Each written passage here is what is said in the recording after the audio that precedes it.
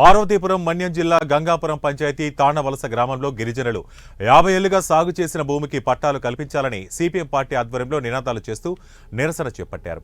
అనంతరం CPM party నాయకులు మరియు గ్రామస్తులు మాట్లాడుతూ జిల్లా కలెక్టర్ కార్యాలయంలో ఎన్నిసార్లు గ్రీవెన్స్లో మరియు ఐటీడీఏ కార్యాలయంలో ఫిర్యాదు చేసినా పట్టించుకోవడం లేదని ఆవేదన వ్యక్తం చేశారు.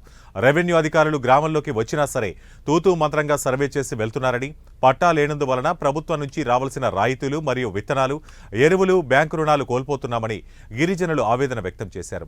ఇప్పటికైనా అధికారులు స్పందించి గ్రామంలో క్షేత్రస్థాయిలో పరిశీలించి సాగు చేసే భూమికి శాశ్వత హక్కు కల్పించాలని గిరిజనుల తరపున సిపిఎం పార్టీ జిల్లా నాయకులు పి రాము కోరారు.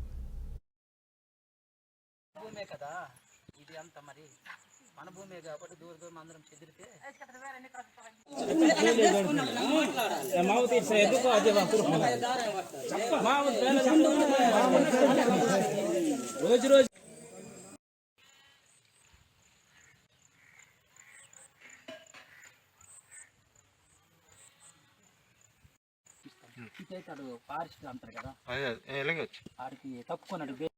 చేసినంత వరకు పోరాడతాం. సాగు చేసిన భూములకి వెంటనే పట్టాలు మంజూరు చేసినంత వరకు పోరాడతాం. సాగు చేసిన భూములు వెంటనే ఆన్లైన్ చెయ్యాలి. సాగు చేసిన భూములకి వెంటనే బ్యాంకు రుణాలు అన్ని కలిగించాలి.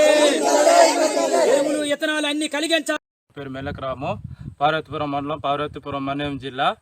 సార్ ఈ సమస్య మన భూమి సమస్యలు మా తాతల నుంచి ఉన్నాయి. మాకు అయ్యా పట్టాలు కావాలని మన పార్వతీపురము జిల్లాలో వెళుతుండగా మన అధికారులకి, అలాగే కలెక్టర్లకి, ఎంఆర్ఓలకి, ఆర్డీఓలకి, అలాగే అందరికీ కలుస్తున్నా కూడా సర్వే అయితే అయ్యింది. కానీ ఇక్కడ సర్వే అయినా సరే ఎవరు కూడా అధికారులు కలిసినా ఇప్పుడు స్పందించకుంటారు. ఎందుకు సార్ అని అడుగుతుంటే విఆర్ఓ నెక్స్ట్ సర్వేర్ అయితే ఆనంద్ విఆర్ఓ, సర్వేరు పవన్ అయితే డేటా లేదంటున్నారు.